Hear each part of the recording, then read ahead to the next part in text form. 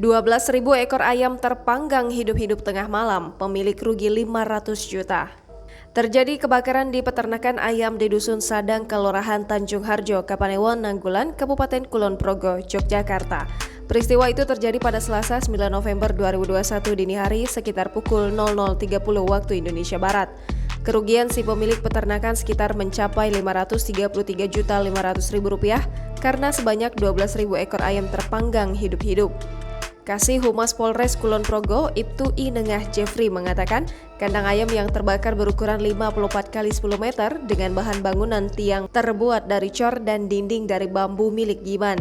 Selain menghanguskan kandang ayam, api juga menghanguskan 100 sak pakan ayam. Namun seluruh kandang ayam yang posisinya kurang dari 20 meter di samping rumah korban terbakar. Dijelaskannya peristiwa kebakaran pertama kali diketahui oleh saksi Tukijo. Kemudian dia memberitahu kejadian itu ke korban. Lalu mereka mendatangi lokasi kejadian dan mendapati kandang ayam sudah dalam keadaan terbakar. Untuk proses pemadaman api dibantu oleh petugas damkar setempat warga sekitar.